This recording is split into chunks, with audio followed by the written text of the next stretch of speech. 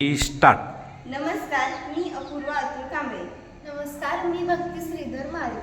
नमस्कार, मी Madhuri Dhaniram Gujar. New English school Gadmudshingi.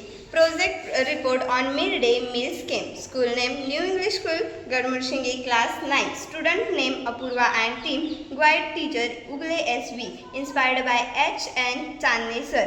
Project title Enhancing Quality of Midday Meal in School.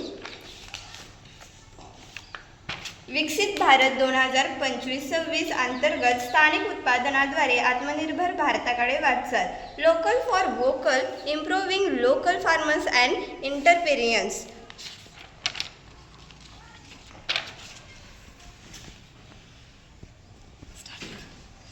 आम्ही ही शाळेतील मुलांना गूळ आणि शेंगदाणे वापरून चिक्की तयार केली आहे. ह्याचा खर्च 2 रुपये येतो आणि आम्ही ही 5 रुपयाला विकतो. यातून आम्हाला 3 रुपये नफा होतो. गुळामध्ये 11 मिलीग्रॅम लोह रक्तात हिमोग्लोबिन वाढते. 100 मिलीग्रॅम पोटॅशियम रक्तदाब संतुलित ठेवते. 30 मिलीग्रॅम सोडियम शरीरातील द्रव संतुलनासाठी उपयोगी ठरते. गुळामधील घटक न्यूट्रिएंट 100 ग्रॅम असते. एनर्जी 383 कॅलरी असते. कार्बोहायड्रेट 97 ग्रॅम असते. गुळामधून 0.1 ग्रॅम चरबी तर यामधून 80 मिलीग्रॅम कॅल्शियम मिळून हाडे मजबूत होण्यासाठी मदत होते. त्याचबरोबर 40 मिलीग्रॅम फॉस्फरस हे पेशींसाठी फार आवश्यक असतं.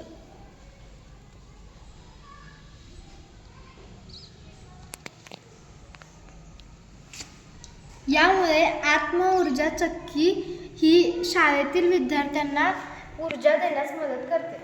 आम्ही आत्मऊर्जा सरबत 100 मिलीग्रॅम बनवला आहे. यामध्ये 70 ते 80 ml पाणी, त्याचबरोबर 10 ते 12 ग्रॅम साखर, 10 ते 15 ml लिंबू रस, 0.5 ग्रॅम मीठ व बर्फ, आले, मिंट पान यांसारखे साहित्य वापरलेले आहे. या प्रकल्पाची उद्दिष्टे: शालेय विद्यार्थ्यांना पौष्टिक आणि स्वच्छ अन्न मिळावे, विद्यार्थ्यांचे आरोग्य सुधारावे आणि शाळेतील उपस्थिती वाढावी, स्थानिक अन्न घटक वापरून शेतकऱ्यांचे उत्पन्न वाढवणे, विद्यार्थ्यांमध्ये योग्य आहाराची जाणीव निर्माण करणे.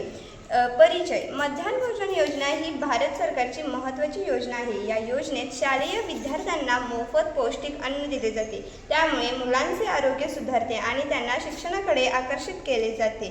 आम्ही या प्रकल्पाला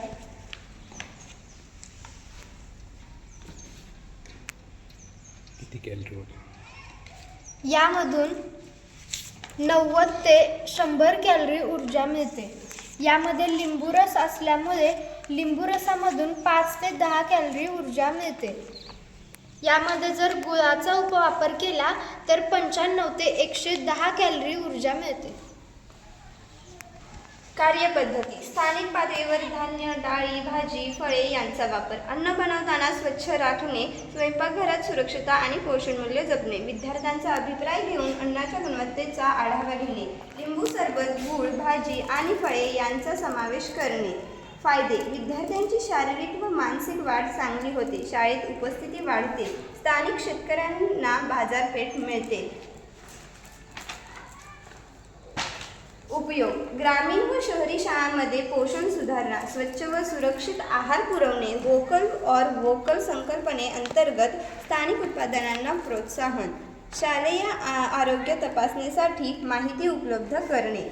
भावी दिशा: लिंबू सरबत व गुळाचा समावेश करून व्हिटॅमिन सी आणि आयर्न पुरवठा वाढवता येईल. डिजिटल मॉनिटरिंग प्रणाली वापरून अन्न गुणवत्ता तपासता येईल. स्थानिक स्वयंपाक गटांना प्रशिक्षण देऊन योजना अधिक प्रभावी बनवता येतील.